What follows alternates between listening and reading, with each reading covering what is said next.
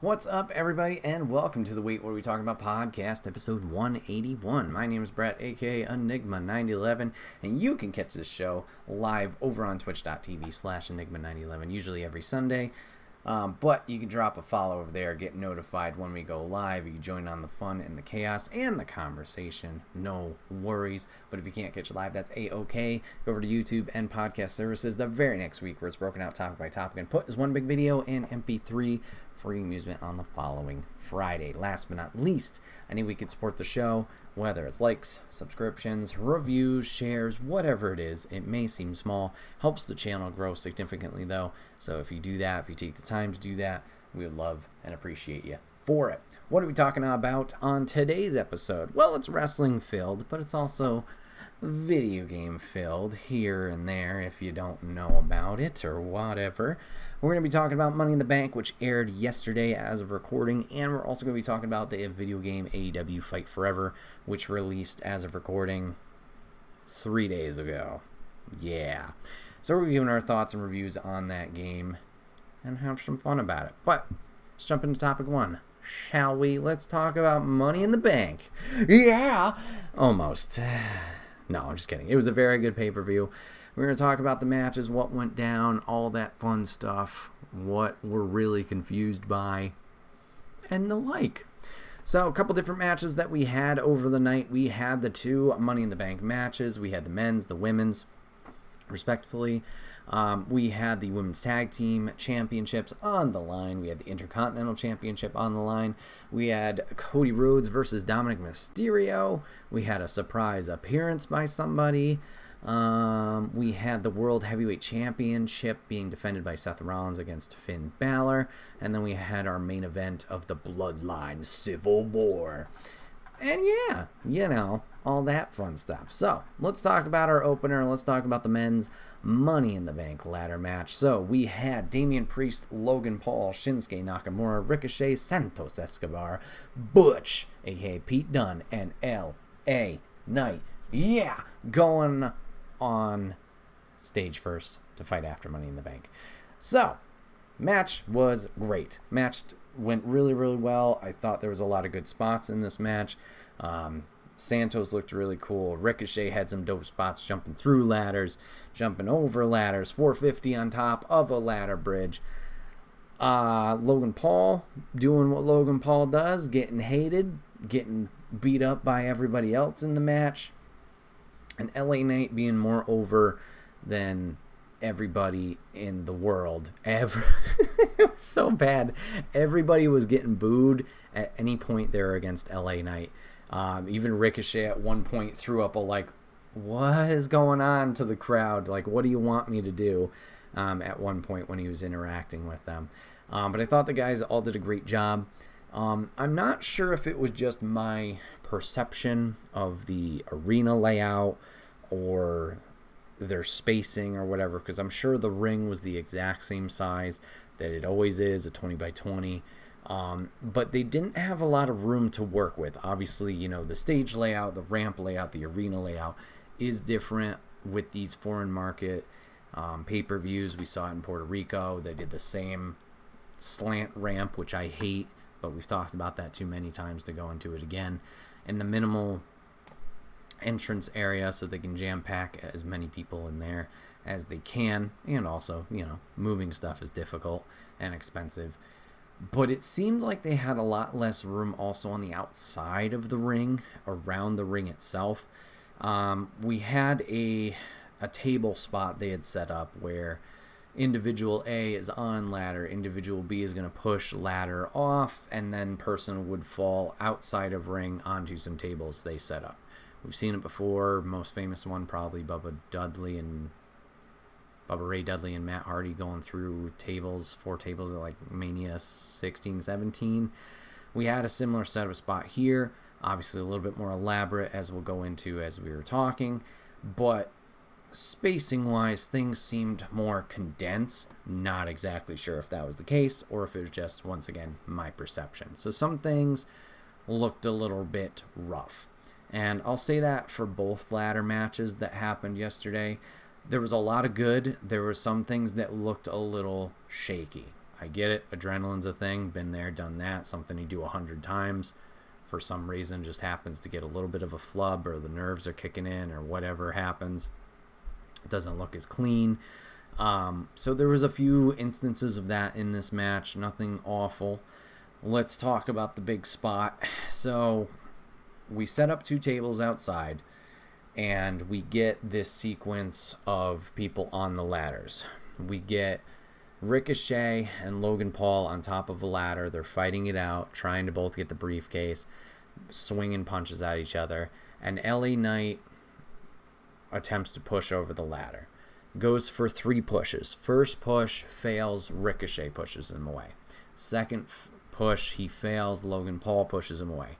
Third one's the charm. He gets enough momentum and enough pressure to push the ladder over, so Logan and Ricochet are going to fall outside the ring and go through the tables. Well, they decided, let's do something different. Let's do something crazy and insane. They decide, let's do a Spanish fly off of the ladders / ropes and do that into the tables. I'm not exactly sure what happened. I should have gone back and rewatched this. When they pushed the ladder, I'm not sure if it was somebody in the ring or if it was just the gentleman on the ladder itself. They both reach a foot out to kind of get their bearings, get their balance, get grip or whatever. They put a foot out, and then they're going to set up for the Spanish fly. So Spanish fly, if you don't know, one person's facing one direction, the other person was facing the opposite direction. They kind of got one arm around each other in like a hug, and then one person will backflip, the other person will do a front flip. The person doing the backflip is allegedly slamming the front flipper onto their back, and they go do the move there. So they both put a foot out in the rope, and they're attempting to get into this position. I'm not sure if it was just both their feet were mistimed, so somebody missed the rope, whatever. There was a lot of rope shenanigans where they were very off balance and couldn't get a solid base that they wanted to. At some point, they recognized, we are going to fall, and this is going to look awful, or more awful than it does already. So they say, fuck it, we're going to force it, and we're just going to go and pray for the best. The 2 leap, they attempt the Spanish fly, and luckily they rotated just enough, but not clean in any way, to hit the tables and smash at least one of them. Both gentlemen had to over-rotate and correct themselves to stay safe. Logan had to turn to his shoulder, and we saw a giant gash on his shoulder from one of the tables from that. Ricochet may have landed on his head or very high neck. I appreciate the spot and what they were trying to do. It's just this mental gap in my head of like picturing how they thought it would go, that transition from the ladder to the ropes. What was the stepping or the footstep or the footwork from A to B, or rather A to C? What was that in between to get there smoothly, being opposite sides of the ladder and then being next to each other in order to execute the move? Haven't heard otherwise, other than the gash which we saw. I hope everybody's okay. Hopefully nobody's hurt too bad. Yeah, it was rough. It was rough. I definitely could see how that would have been like the big oh shit spot, which it was, but it wasn't for the right reasons or positive reasons, I guess. It was more of like, oh my god, this is dangerous type thing. So hopefully everybody's okay. But that was the big spot of the night. We saw a big moonsault from Butch as well. Glad he got a lot of reception in his home country. That was great to give him some moments there. So we finish off the match with LA Knight fending off some people. He climbs up to the ladder. Priest gets there. Priest hits a broken arrow kind of off the ladder to LA Knight, and then will go and pick up the win and grab the briefcase for himself. Totally fair that Priest gets this. Man's been doing a lot of work, a lot of good stuff with Judgment Day. Obviously had the match with Bad Bunny. Everything flew off there with flying colors. He's had a little bit of a taste at the championship run, having a recent match against Seth a few weeks ago. A little bit of tension between Judgment Day, and we'll get more of that later. Makes sense he won here. Interesting choice from a reception to have LA Knight be the fall guy. Once again, this guy was like nuclear in reception that he was getting from the London crowd. To have him be the down guy, a little bit rough, but also Damian is a bad guy, so I get that. You get heat on him from doing that, so just a little unfortunate it wasn't his time, but glad he got the reception he got. Hopefully they can keep the momentum going with him, that he keeps getting more of these receptions, especially stateside rather. So yeah, Damian Priest, Senor Money in the Bank here, picks up the win and gets the briefcase for himself. Next match was our women's tag team match. So we had Liv Morgan and Raquel Rodriguez challenging Ronda Rousey and Shayna Baszler for the, are they all undisputed? I don't think they are. WWE Women's Tag Team Championships. This match was surprisingly really good. I had zero interest in this match going forward just because I don't really care for Ronda and Shayna. But I thought the match was really good, and this was the most I've enjoyed the tag team pairing of the two. Come here, Moose. Come here. Stop meowing. Really enjoyed the match here. We got a little fun Dragon Ball Z cosplay from Ronda doing Majin Vegeta. Shayna hers looked familiar, but I could not recognize or pinpoint what it was from, if it was also Dragon Ball Z or if it was something else. So the match was going great, and it was a good time. And then we got this most confusing finish ever. So recently, the titles had to be vacated because Liv hurt her shoulder. So Liv and Raquel lose the titles. In a fatal 4-way, which I was there for, luckily, we saw Ronda and Shayna pick up the titles. They win it in that fatal 4-way. We then had Isla Dawn and Alba Fire get called up from NXT, the current NXT Women's Champions. They get called up. We have a unification match between these two teams where Ronda and Shayna win and become, Supreme Women's Tag Team Champions of the world, or whatever the fuck. And we get to this match, goes great, and for some reason, Shayna, after getting tagged out by Ronda, decides to go and choke out Ronda, allowing Raquel and Liv to both hit their finishers to then pick the tag team belts back up. As far as I know, there has been no tension between the two, and this came out of nowhere. And I think that confusion leaves more of a memorable distaste for the match than the good match itself, like how it should be remembered, if that makes sense. I'm very confused. Now, I have seen one rumor flying around, granted it's a rumor, that maybe Ronda's going to go back to UFC. I mean, if she wants to, great. I'm just, what was all that? Was it just literally checking a box of like, hey, let's be besties and get the title together? And then, like, why is this like your go-away program with Shayna?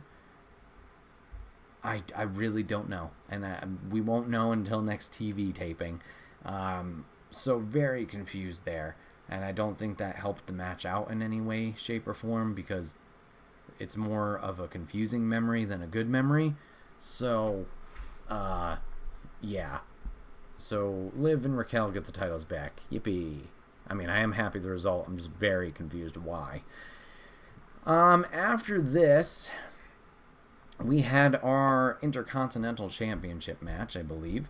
We had Gunther going against Matt Riddle. for the IC title. And expected result, Gunther retains. But the two did put on a good match. They played into ankle. They played into Riddle's ankle injury that had kind of happened with Imperium earlier in the month. Good match, solid hits. Gunther retains, and then we get the surprise return of Drew McIntyre. A lot of rumors going around that Drew was not going to re-sign, or he wasn't super happy. He popped up recently for one Special Olympics appearance, which was I really appreciated. Just like, even regardless of whatever relationship they were having, like, I don't know, in my eye, I was like, oh, that's great. I'm glad he's going out and doing that type of thing, because that's separate of the business entirely and all that jazz. But it turns out they must have come to terms. We're setting up a program between him and Gunther, unless this is going to be his last thing here. But excited for that. Obviously, we got the triple threat at Mania. That was great. So now to see it 1v1, I think it's just another opportunity for, the guys to lay in their shit. I don't think he'll be the one to beat Gunther, but still a cool program. I'm not against it. After that, we had Cody Rhodes versus Dominic Mysterio. Now, Papa Griff talking in chat, or messaging in chat, talking about the whole Shayna thing. Like, guess no one saw that coming. No smart marks. Totally agree. I think you could say the same thing for this one, because this was just a straight up match. Sure, there was a lot of shenanigans with Dominic running around, being afraid, and all that jazz. But this is not the way I thought this was going to go. I thought this was just going to be like, the setup for the match was fine. Everything was good there. I thought this was going to be a way for them to build Cody and Brock 3. Cody beats up Dom and then gets distracted by Brock. Brock comes out and beats the shit out of him. Dom goes, ha ha ha, whatever, walks away unscathed, and then he can be like, oh yeah, I totally beat Cody Rhodes. Whatever. But no, it was just a match. It was okay. And then we get our second surprise of the night as John Cena comes out after no announcement of his involvement. Just comes out, riles up the crowd, and is like, hey, I'm campaigning for a WrestleMania in London. Because reasons. And I mean, hey, great. I think it's smart. I think, yeah, London crowd, we saw it in, I know it was Cardiff, Wales, which is a different area. But we've seen the UK show up and show out with their energy and make these events exciting when they do go there. And yeah, why not take this international? It just seemed very odd that this was just John Cena going like, yeah, we could do it. Like, not an official announcement. Like, I joked about it initially, thinking about what the fuck is he doing out here, of maybe Mania 41, because we've already announced 40 is going to be in Philadelphia, I believe. Like, announcing 41 would be in London. That would have been a fun and cool, exciting announcement. But just to be like, oh, hey, yeah, let's do this thing. Team, champ, amigos. Interesting to say the least. I'm not sure if this is a retaliation move, if we really want to dig into it for All In at Wembley. I hope it's not. But yeah, cool to see him. It was just weird that it was just, hey, a rallying call. It wasn't an official announcement. We also had Grayson Waller, hopefully back and ready for action, taking an AA from Cena. Does this set up a match? Maybe. If it does, cool. Just want Waller to get wrestling and show people his stuff. After this, we got the Women's Money in the Bank match. We had Io Sky going against Becky Lynch, Zelina Vega, Bayley, Trish Stratus, and Zoe Stark for the briefcase. Ladies did good. Another case of some shaky stuff in terms of like just fluidity. No super dangerous spots, which is great. So safety all around was good on that. We had a nice sweet Code Red or Sunset Flip from Zelina onto Zoe Stark onto a ladder bridge. That looked great. We tried some different stuff with the handcuff spot with Trish and Zoe cuffing up Becky. I think this was good. It played into the ending of it, as we had Becky end up using the opposite side of the handcuffs that weren't cuffed to anything to kind of fish hook Bayley down the ladder. I like the idea. I don't think it delivered as well as they were intending to, especially with camera getting the shot of it escaping her mouth at one point. But I did really appreciate the end for this, using the cuffs to wrap up Bayley and Becky in the rungs of the ladder, so Io had the opportunity to literally climb over Bayley and her damage control partner to go up and get the briefcase for herself. So Io Sky picks up the win here, gets the contract for her. Good stuff there. I think that was pretty much odds-on favorite for everybody. The only criticisms, I guess I will say, for this match, other than, some things looking a little shaky. Little weird to have two teams on the match and then just two solos. That was a little weird, I thought, just in terms of, not presentation, but from an audience perspective. We saw it a lot at the beginning, a lot of 2-on-1 beatdowns. And I get damage controls a little bit on edge, so you could do that whole thing, and we've done it in the past with past Money in the Banks, Rated RKO, I believe, was both in WrestleMania 23's. But to have these 2-on-1 attacks for a good chunk of the beginning was a little rough. It would have been, I feel, a little bit more interesting, at least if it was everybody for themselves. But that was really the only thing I can think of in particular, that just personally I did not like. But yeah, good stuff. Then I would say probably the weakest match of the night was the World Heavyweight Championship match. To me, this one seemed really short, as Seth went on to defend against Finn Balor and won in the end.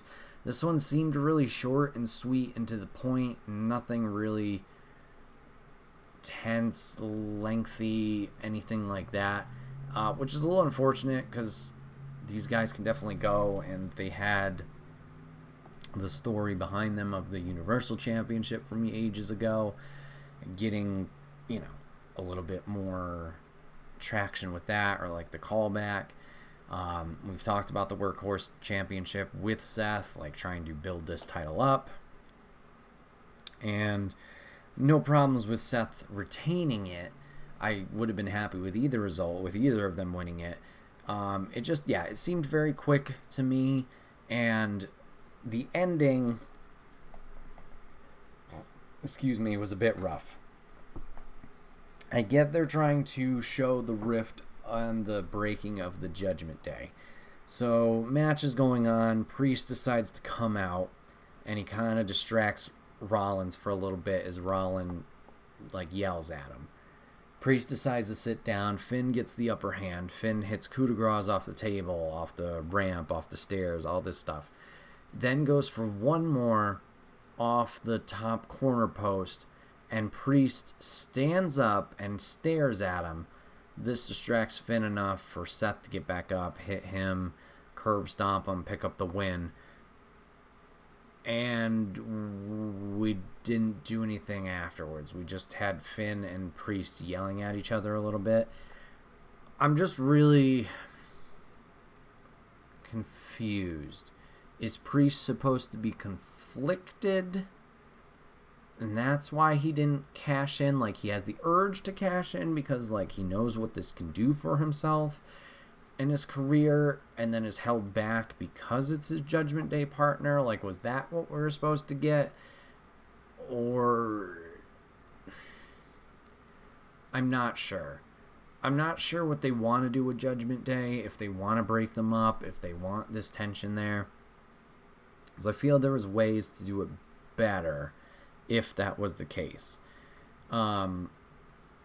If they wanted to, I believe Priest cashing in afterwards on a defeated opponent would have gone farther. Now, you could make the argument which one goes farther, if Seth wins and Priest cashes in, seemingly taking the limelight from Finn, similar to an AEW storyline, ironically, right now with the whole TBS championship.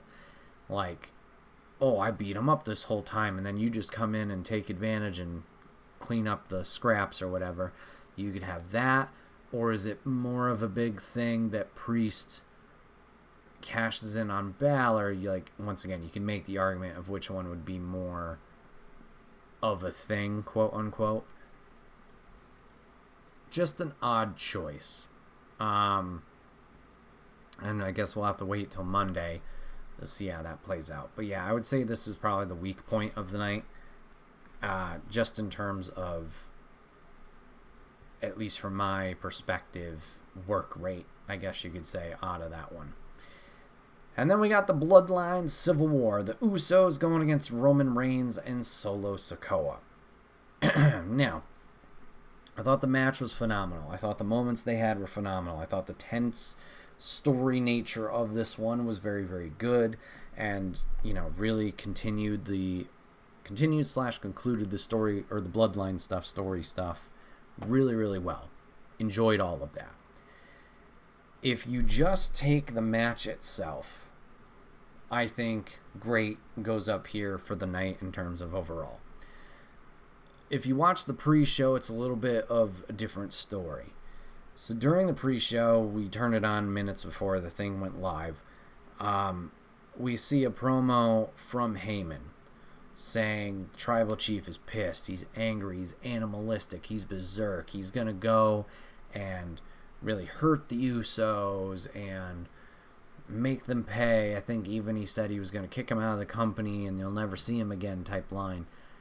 So with that pre-frame, that setup, when we then got this as the match, it was just like, okay, that doesn't match at all what this is. A standard tag team match with no special stipulations.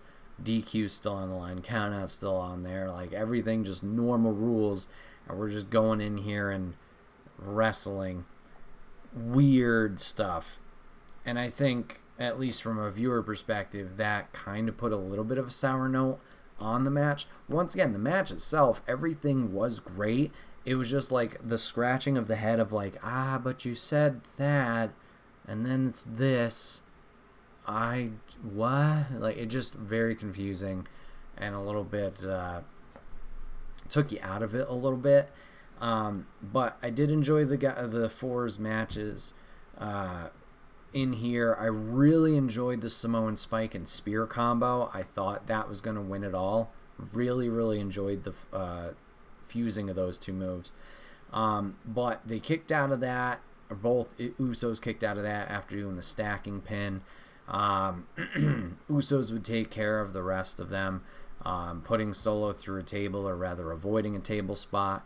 Usos would hit him with the 1D and then allowing Jay to get the splash and getting the first pin on Roman in 3.5 years to win this Civil War.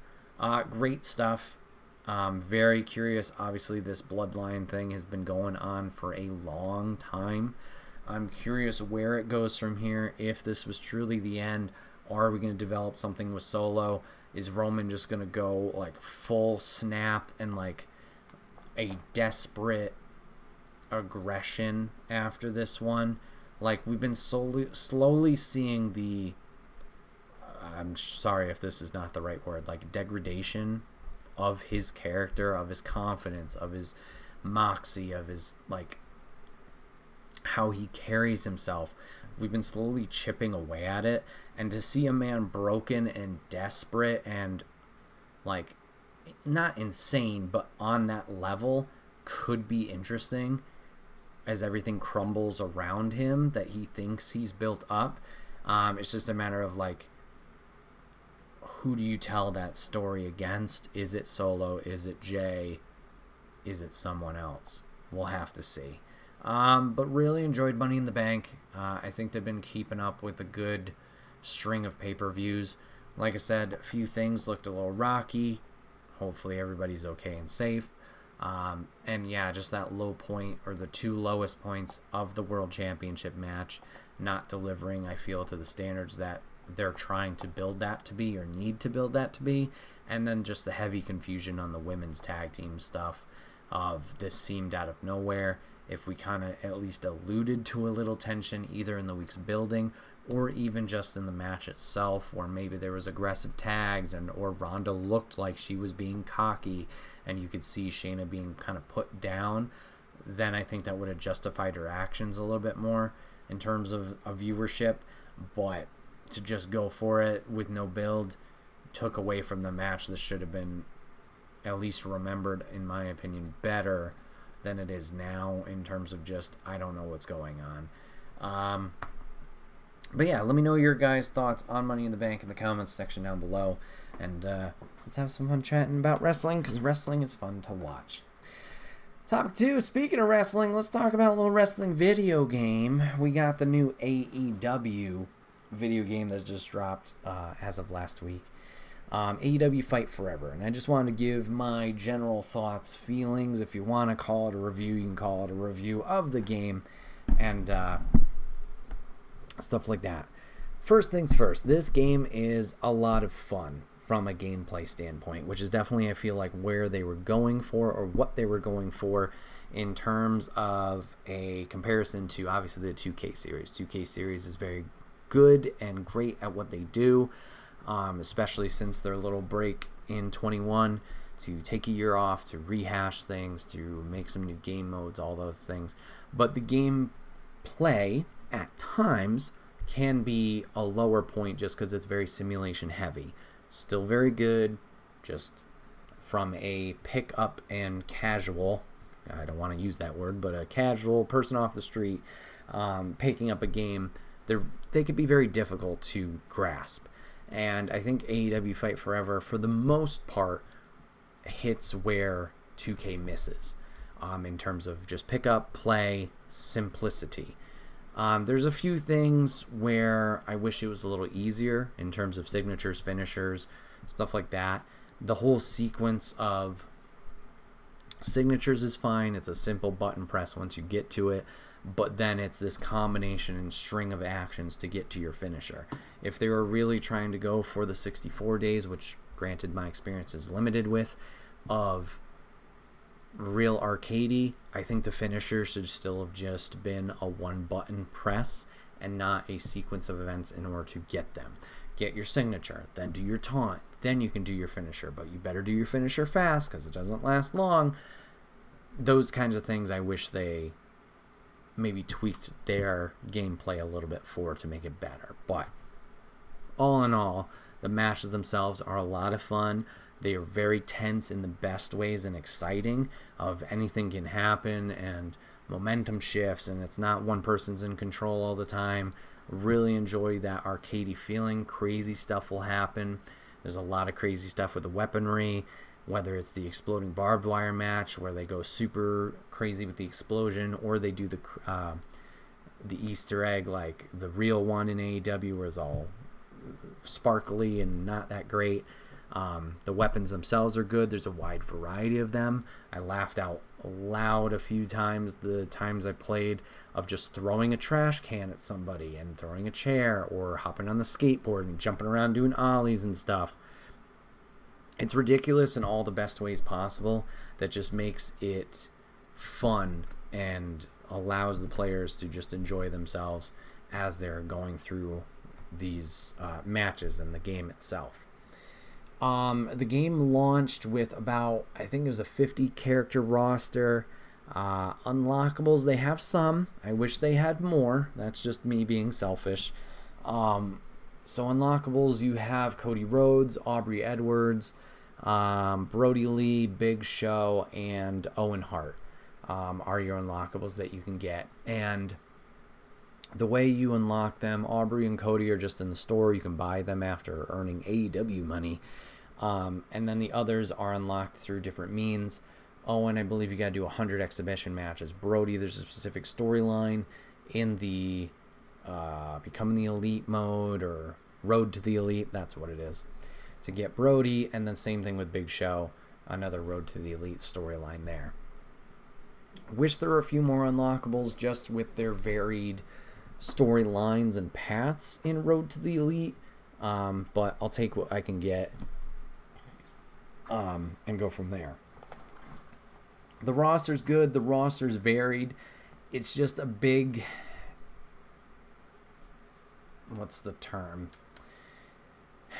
It's a big, glaring thing seeing how many people are missing. And I know a lot of people are reprimanding the game for this for a smaller roster. I get it. This is not going to be a yearly title if they're sticking to the plans of what they said in initial development. Not going to be a year release. It's going to be something that they kind of keep pumping new content into, which if so, totally appreciate and love. I just hope that the content is not far and few between. Right now we have a couple of content, or rather expansion passes of the season pass. You had the FTR pack available at launch.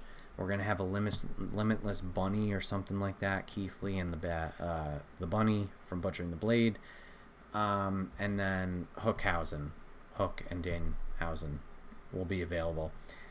If they're all going to be DLC like that of 2 character packs, that's going to be a bit rough on the wallet, not going to lie. I hope they maybe also have some characters for free, because there's a lot of omissions I feel in this roster that are like head scratchers. For example, a lot of Dark Order people missing. I get it if people aren't with the company anymore, totally fair. But to not have Evil Uno, your video game representative for AEW games, not to have him in the game, weird. To have John Silver but not have Alex Reynolds, very strange. I get Proud and Powerful, Santana, I believe, a little bit out of the company. That's interesting. I can get that one. Jake Hager not being in there, weird. Of course, my mind's blanking as I start going through them now, but there's a lot of,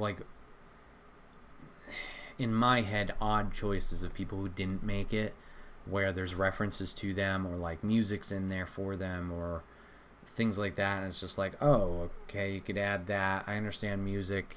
Adding music is a lot easier than a whole character model and animation and all that jazz. I get that. Just something I noticed of oh, okay, interesting. Granted, if it's part of the plan with those updates, great. Speaking about unlockables, for one more thing, they have the shop tab where you once again have Cody, Aubrey, 2 Young Bucks alternate attires, and a Britt Baker alternate attire. Appreciate those. Thank you. Hopefully they fill that with new content, also relatively normal or quick, because the challenges that they have in the game, certain matches with certain superstars, so many wins, submission wins, this create a character, create a arena, whatever it is, the amount of unlockables that are in the store right now, I don't think is going to hold over players for very long. I think in just a 2 to 3 hour session, I was able to get both characters and the 3 outfits. Granted, there are other things to unlock. There's music to unlock. There's arena pieces to unlock. There's hand shapes, or whatever you want to call those, to unlock for your create entrances. There's animations, which I got all those also in that same session. I think if someone's really sitting down to play those, you're going to unlock these very, very quickly. As you accumulate the AEW cash, whether from the story mode or just playing the game, you're going to accumulate this quickly. It's going to be a quick turnaround. So hopefully they keep adding content to this, whether it's free characters or alternates, whatever it is. Hopefully they can keep adding to that. Let's talk about Road to the Elite. So their main storyline, or story mode in this game mode. The intention is to play with a create a wrestler, go through, but you have the choice to use whatever current roster member that they do have. So for example, I picked Ruby Soho and I'm going through the story with her. I love that there are alternate stories that you can take. So in each playthrough, from my understanding, there are 4 blocks / chapters, and each block and chapter has 3 storylines that you have the potential to go through. And depending on your choices, win-loss, etc., that will determine how your story goes. So we talked about Brody earlier. The Join the Dark Order storyline is one of them in Chapter 2 that you can do. I love that. I appreciate that. They have 4 weeks per chapter, then it's the pay-per-view. In each week, you have the opportunity to do 4 actions.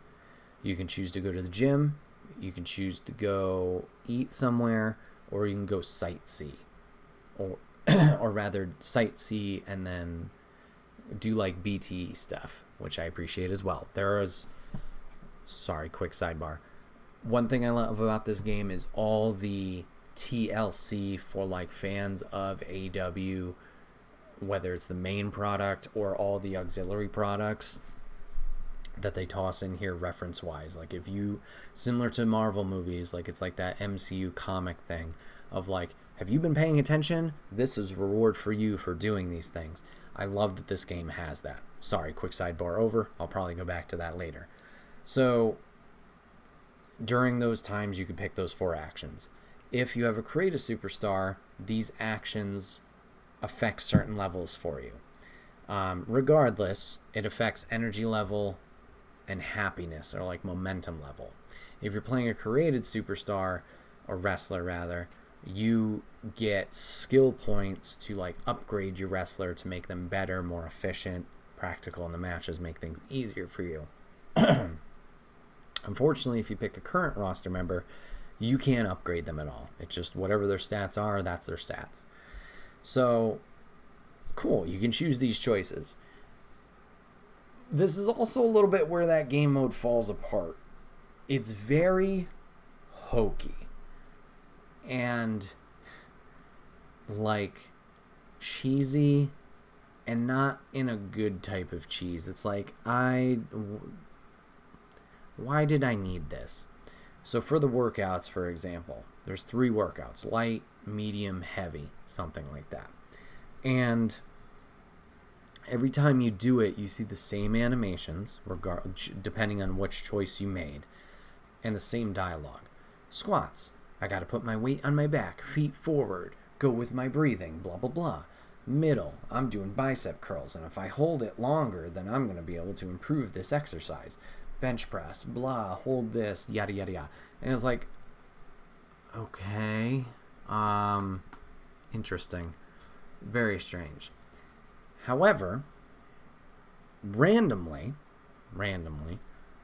you'll run into special social interactions at these things, depending on whether you chose the gym, the diner, whatever it is.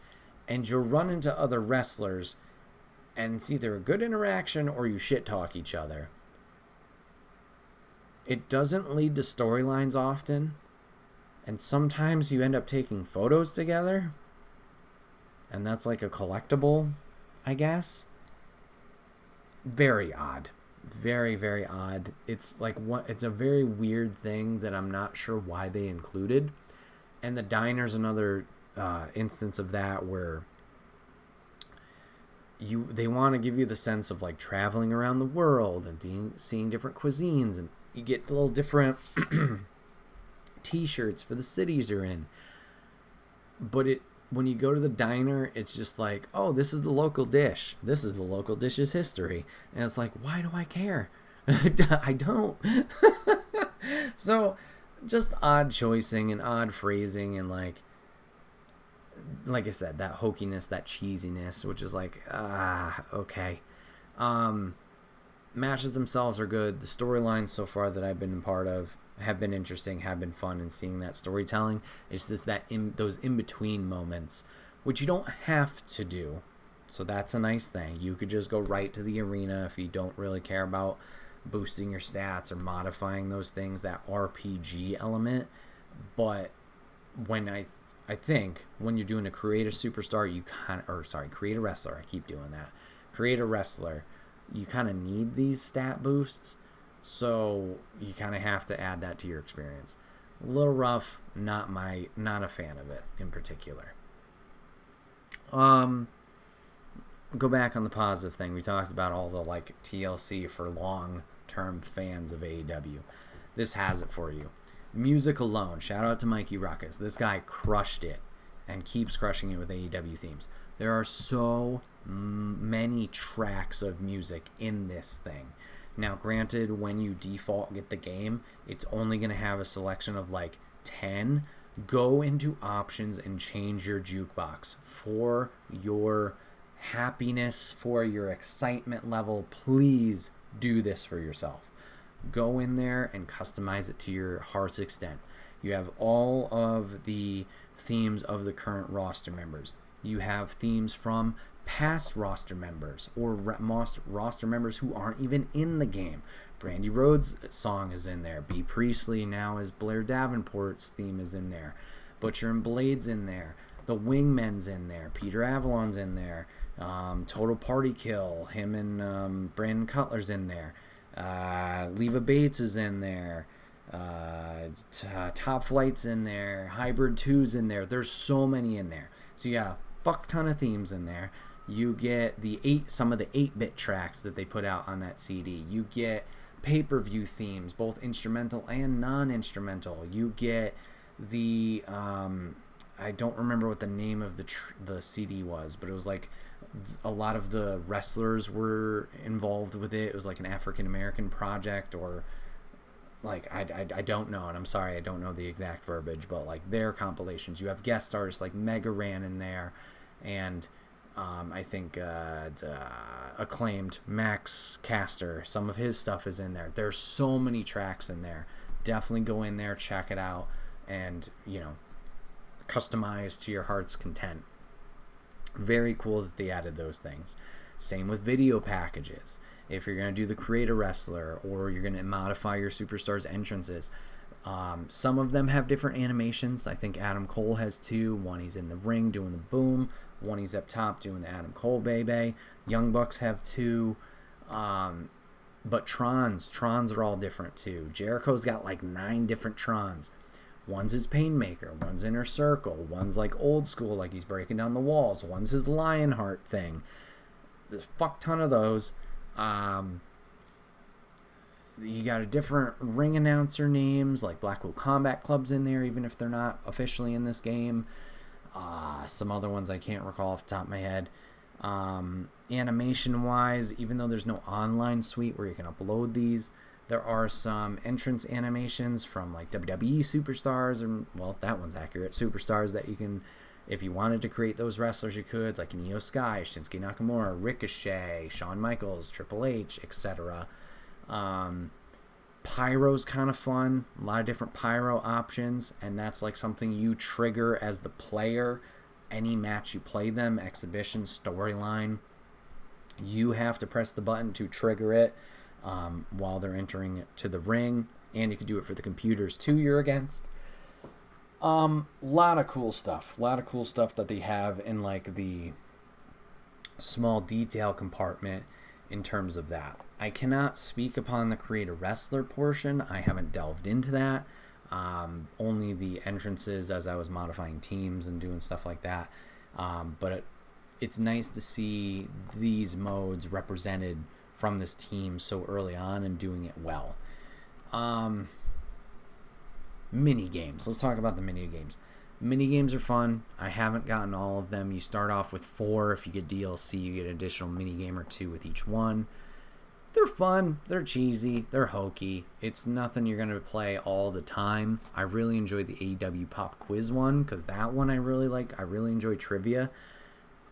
They got some dumbass questions in there, like, oh, which wrestler was born in September? How the fuck am I supposed to know that? Ask me actual questions about AEW's history. That's what I want to do.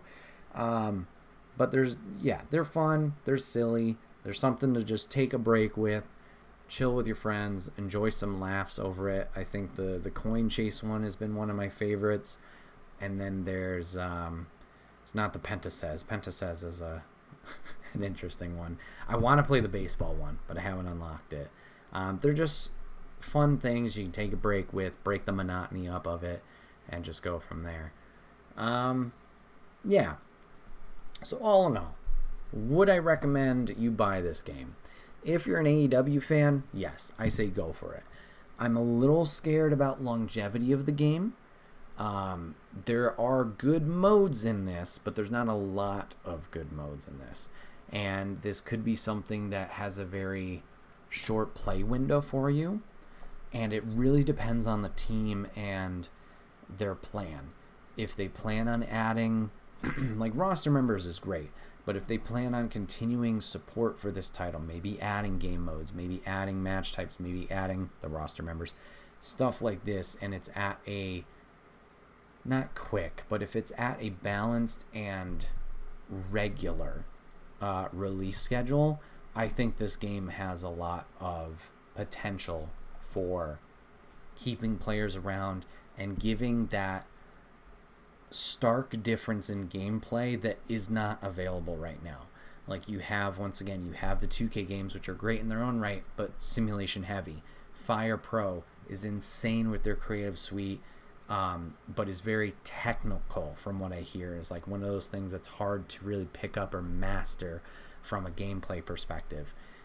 This gives the players something that's very easy to pick up, is exciting for the players to do, and allows for a lot more fun than it's not a steep learning curve. It's a very quick initial learning curve and like pick up and play, but it's another thing that's like hard to master, which I think Kenny Omega even described it as, which is good. That allows for you to easy access point, and if you want to learn, you can learn, but you don't have to. One small other criticism that I personally don't like, mashing to get out of pins. Totally fine with it. Maybe find a more accessible approach for players who cannot do that or choose to not do that. Give some kind of progress bar, please. Me just mashing and hoping I kick out is the worst thing ever, because I feel like I can be mashing real fast and then the 3 count happens. Let me know, or at least see some kind of progress to the kick out. I understand if I'm more hurt, it's going to be a little harder. Maybe the progress goes slower, whatever it is. But at least I know as a player why I didn't kick out. It's not just all a big mystery of, I thought I hit it hard enough. I thought I hit it fast enough. Whatever it is. Just small detail. Just give me a bar there so I know, okay, I'm going to kick out. Nope, I'm screwed. That's all. Thank you. Appreciate it. So yeah, that's AEW Fight Forever. If you're a big AEW fan, check it out. If you're like, yeah, on the fence, maybe wait on this. This may equate more to a $40 game for you.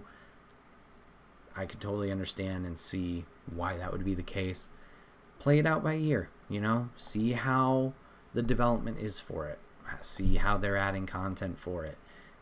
If that looks like a good pattern for you and you see that the effort is being put in there, then yeah, go for it. If you want to wait, that's totally fair too. Do your thing. But from a gameplay, great. From a longevity of what they have, that's a mixed bag, in my opinion. So all in all, I'm having a lot of fun with it. I'll have to see how long I'm playing it for, but I am going to enjoy the time that I am playing it and really get a kick out of it and enjoy what the team at THQ and Ukes have put into this title. And, it's a first step. It can only go up from here, we hope. So, good on them. Happy for people who are enjoying their time with it. And we'll have to see where the franchise goes from here. But this has been another episode of the Wait Where We Talking About podcast, guys. My name is Bret, a.k.a. Enigma9011, and you can catch this podcast live over on twitch.tv/Enigma9011. You can drop a follow over there. You'll get notified when we go live with the podcast or other streams. You join on the fun, join on the conversation like Mrs. G, Rainbow, and Papa Griff did today. I'd love to have you there on the fun and the conversation. But if you can't catch it live, that's A-OK. Go over to YouTube and podcast services the very next week, where it's broken out topic by topic and put as one big video and MP3 for your amusement on the following Friday. Last but not least, any way you can support the show, likes, shares, subscriptions, comments, whatever it is. It may seem small, but it does help the channel grow significantly. So if you could take the time to do that, we would love and appreciate you for it. Hope you guys had a fun time today hanging out, giving this a watch, giving it a listen. Thanks for spending your time with us, and we will see you guys on the next one. Take care.